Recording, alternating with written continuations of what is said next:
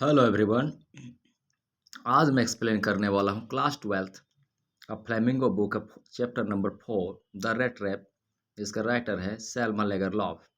Selma Lagerlof was a Swedish writer. ये एक Swedish writer थे whose stories have been translated into many languages, जिसका story बहुत सारे लैंग्वेज में ट्रांसलेट किया गया है। A universal theme runs through all of them.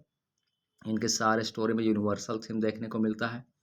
I believe that the essential goodness in a human being can be awakened through understanding and love, कि किसी भी व्यक्ति का अच्छाई को जगाया जा सकता है अंडरस्टैंडिंग और लव के द्वारा।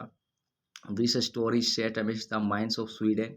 और यह जो स्टोरी हम लोग पढ़ने जा रहे हैं द रेड ट्रैप, इसका सेटिंग ऑफ प्लेस है minds of Sweden, rich in iron और, जो जहाँ पे बहुत अधिक मात्रा में आयरन अयस्क पाया जाता है, which figure large in the history and legend of the country. The story is told somewhat in the manner of a fairy tale. और ये जो स्टोरी है इसे परियों की कहानी के जैसा बताया गया है। ठीक है, तो अभी हम लोगों ने बैकग्राउंड देखा कि द रेड ट्रैप सेल्मर लेगरलॉफ के द्वारा लिखा गया है और इसमें इनका स्टोरी बहुत सारे लैंग्वेज में ट्रांसलेट किया गया है। सभी स्टोरी में यूनिवर्सल थीम देखने को मिलता है कि किसी भी व्यक्ति के अंदर की जो अच्छाई है, गुडनेस है, उसे जगाया जा सकता है अंडरस्टैंडिंग और लव के द्वारा। ठीक है, अब हम लोग आते हैं स्टोरी पे। स्टोरी स्टार्ट होता है वंस अपॉन अ टाइम, एक समय की बात है, there was a man who went around selling small red traps of fire. एक व्यक्ति था जो कि तार से बना हुआ रेड ट्रैप यानी चूहादानी बेचा करता था। क्या बेचा करता था? तार से बना हुआ चूहादानी बेचा करता था। जैसा कि आप इस फिगर में देख पा रहे होंगे, इस प्रकार एक व्यक्ति तार से बना हुआ चूहादानी घूम घूम करके बेचा करता था। Once upon a time, there was a man who went around selling small red traps of wire. He made them himself, और वह रेड ट्रैप को खुद बनाता था। At odd moments मतलब फुर्सत के समय में। From the material he got by begging in the stores और at the big farms। और ये रेड ट्रैप बनाने के लिए जो मटेरियल की आवश्यकता होती थी, यह बेगिंग यानी भीख मांग लेता था। कहाँ से? तो स्टोर से और बिग फार्म से। बट इवन सो, लेकिन इसके बावजूद, the business was not specially profitable, यह जो रेड ट्रैप का बिजनेस था यह उतना ज़्यादा प्रॉफिटेबल नहीं था। So he had to resort to both begging and petty thievery to keep body and soul together.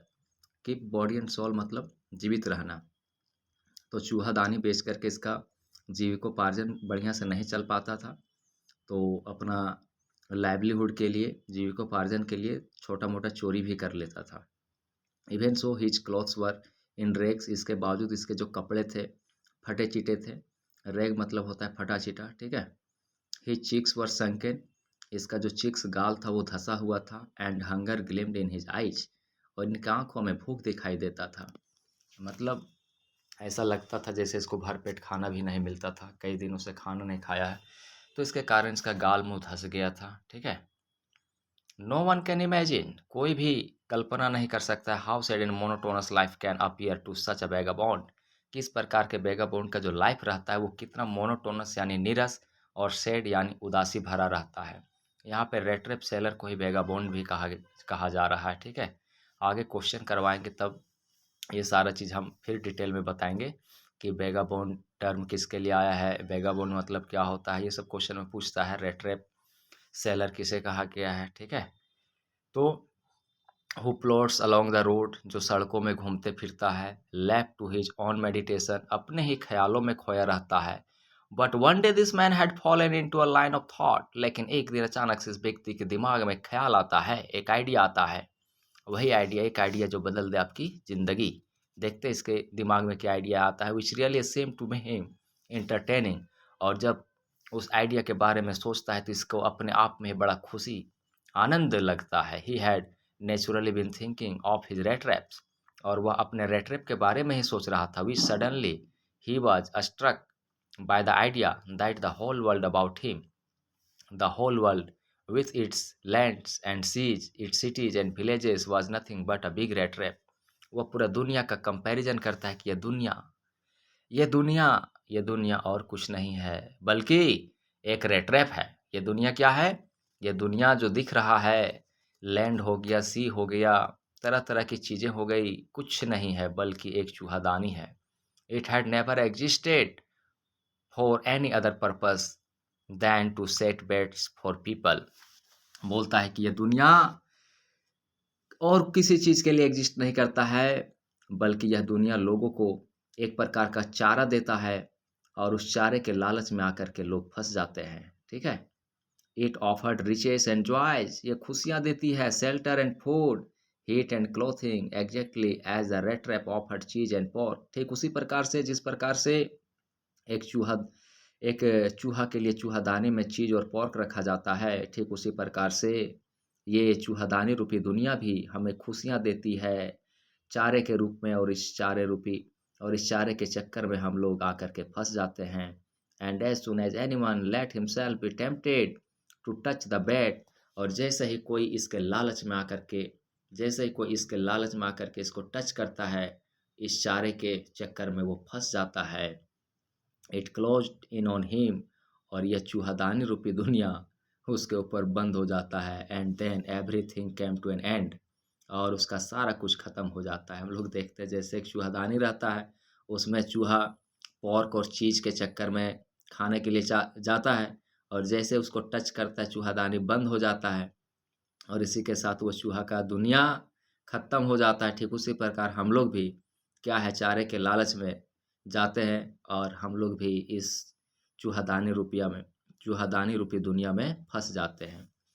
The world had of course never been very kind to him, और यह world इस red seller के लिए कभी भी बहुत ज़्यादा kind नहीं रहा। So it gave him unwonted joy to think ill of it in his way, इसलिए वो इन सारी चीज़ों के बारे में सोच करके एकदम अनवांटेड जॉय, मतलब खुशी इसको मिलता है। जैसे हम लोग भी क्या है, कभी कभी गवर्नमेंट को गाली दे करके बड़ा ही आनंदित महसूस करते हैं, साला निकम्मा सरकार है, नौकरी नहीं दे रहा है, ऐसे वैसे तरह तरह की चीज़ें, और बड़ा सुकून मिलता है इस तरह बोल करके। उसी प्रकार ये भी रेड ट्रैप सेलर, इसके प्रति यह दुनिया कभी कभी भी उतना काइंड नहीं रहा, तो ये भी इस दुनिया के प्रति सोच करके बड़ा इसको आनंदित लगता है, साला दुनिया कुछ नहीं है, बस कि ये दुनिया भी एक चूहादानी है।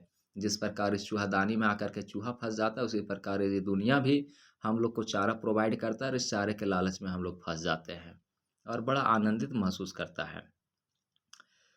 Sight of one dark evening, अच्छा तो इस प्रकार से to think of people he knew who had let themselves be caught in the dangerous snare, and of others who were still circling around the bait, और ये बहुत सारे लोगों के बारे में पर्सनली जानता है जो लोग इस चारे के लालच में आकर के फंस गया, और बहुत सारे लोग फंसने के लिए तैयार है।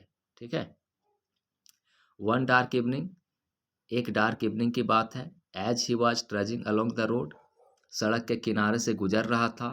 ही caught sight of a little grey cottage, इसको एक ग्रे कॉटेज यानी झोपड़ी पे नज़र पड़ता है, बाय द रोड साइड, जो कि रोड के किनारे पे था। ठीक है। एक दिन शाम में ये जा रहा था, तो इस प्रकार का रोड के किनारे, जैसा कि आप देख पा रहे होंगे फिगर में, इस प्रकार कॉटेज पे इसका नज़र पड़ता है, और जा कर के ये नॉकिंग करता है, दरवाज़ा खटखटाता है। क्या करता है, तो जा कर के दरवाज़ा खटखटाता है, क्योंकि बेगाबाउंड का मतलब ही होता है जिसके पास अपना रहने का घर द्वार ना हो। By the road side and he knocked on the door to ask shelter for the night, और रात में ठहरने के लिए आश्रय मांगता है, परमिशन मांगता है, क्या आज रात में ठहरने के लिए दीजिएगा। Nor was he refused instead of the sour faces which ordinarily met him, और इससे पहले जितना लोग भी आते थे, जिसके भी घर में दरवाज़ा नॉक करता था, वे लोग इनकार कर देते थे, अपने यहाँ ठहरने के लिए नहीं देते थे। The owner who was an old man without wife और चाइल्ड, लेकिन अभी जिसका instead of the sour faces which ordinarily met him, the owner who was an old man without wife और child was happy to get someone to talk to in his loneliness, लेकिन जिस घर में भी दरवाज़ा खटखटा रहा था, उसका मालिक एक बूढ़ा आदमी था, उसकी वाइफ नहीं थी, ना ही उसके बच्चे थे, तो वह आदमी बड़ा ही प्रसन्न हो गया, खुश हो गया कि चलो इस अकेलापन में कोई तो मुझसे बात करने वाला मिला।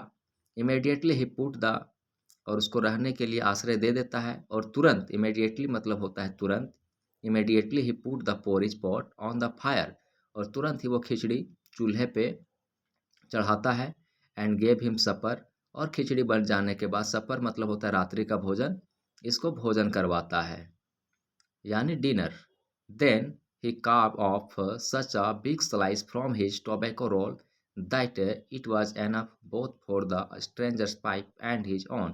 और उसके बाद वो तंबाकू का एक बड़ा सा स्लाइस निकालता है ना, बड़ा सा एक रोल निकालता है और उसको स्लाइस करता है, पीस पीस पीस पीस काटता है और दोनों के लिए बनाता है, जिसमें कि दोनों के खाने के लिए पर्याप्त हो जाता है। Finally he got out an old pack of card, और अंततः वह ताश का एक पुराना कार्ड निकालता है। एंड प्लेड मजोली with his guest until bed time, और जब तक कि सो नहीं जाए, नींद आने तक ये लोग मजोली खेलते। तो यह भी क्वेश्चन पूछता है ऑब्जेक्टिव में कि कौन सा गेम खेलते हैं, तो ध्यान रखिएगा मजोली, कौन सा गेम खेलते हैं, मजोली। तो इस तरह हम लोगों ने आज द रेट रैप का पार्ट 1 देखा, इसके आगे हम लोग पार्ट 2 देखेंगे। तो द रेट रैप में आज हम लोगों ने क्या पढ़ा कि एक रेट रैप सेलर रहता है जो कि रेट रैप बेचता है। रेट रैप वो खुद से बनाता है, उसको बनाने के लिए जो भी मटेरियल चाहिए वो भीख मांग लेता है स्टोर से, फार्म से, और थोड़ा बहुत चोरी कर लेता है। लेकिन इसके बावजूद यह बिजनेस बहुत ज़्यादा प्रॉफिटेबल नहीं रहता है, तो कभी कभी यह चोरी भी कर लेता है। यह फटा चिटा कपड़ा पहनता है, आँख मुंह पूरा धंसा हुआ था, जैसे कई दिनों से खाना नहीं खाया हो। भटकते भटकते भटकते भटकते अपने ही ख्यालों में खोया रहता था। एक दिन शाम हो जाता है तो एक घर में जा कर के दरवाज़ा खटखटाता है, ठहरने के लिए आश्रय मांगता है। वह बूढ़ा व्यक्ति इसको ठहरने के लिए दे देता है और दोनों एक साथ टाइम स्पेंड करते हैं रात में। इसको रात में खिचड़ी खिलाता है, तंबाकू खिलाता है और मजोली गेम खिलाता है। ठीक है, तो यदि आप फर्स्ट टाइम है तो चैनल को लाइक और सब्सक्राइब कर लिए। इसके आगे हम लोग कल देखेंगे नेक्स्ट पार्ट। Thank you.